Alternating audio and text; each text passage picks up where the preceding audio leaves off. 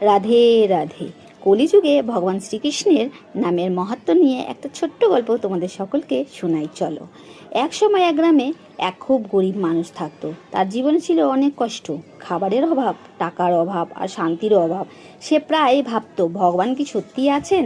থাকলে কেন আমার দুঃখ?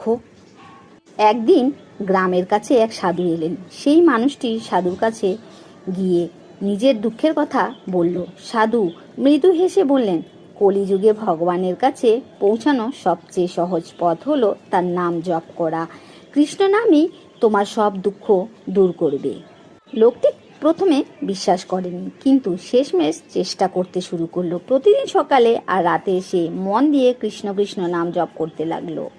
কয়েকদিন পর তার জীবন ধীরে ধীরে পরিবর্তন আসতে লাগলো। বাইরের দুঃখ পুরোপুরি না গেলেও তার মনে এক অদ্ভুত শান্তি আসে। সে বুঝতে পারল, সুখ শুধু বাইরের জিনিস, ভেতরের নয়। ভেতরের শান্তি আসল আনন্দ। একদিন সে আবার সেই সাধুর কাছে গিয়ে বলল, আমার দুঃখ তো পুরোপুরি যায়নি, কিন্তু এখন মনে অনেক শান্তি পাই, কেন এমন হচ্ছে? সাধু বললেন, কৃষ্ণ নাম শুধু দুঃখ দূর করে না, মনকে পবিত্র করে। যখন মন শান্ত হয় তখন সব কষ্ট ছোট মনে হয়। এটাই কলিযুগ, কৃষ্ণ নামের শক্তি।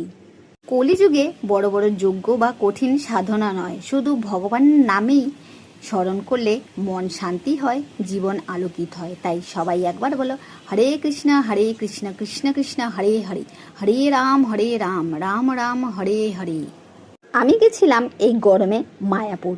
ওখানে গিয়ে চারিদিকে শুধু একই নামের ধ্বনি, হরে কৃষ্ণ হরে রাম। মনে হচ্ছিল প্রতিটা বাতাসে যেন ভাসছে কৃষ্ণ কৃষ্ণ।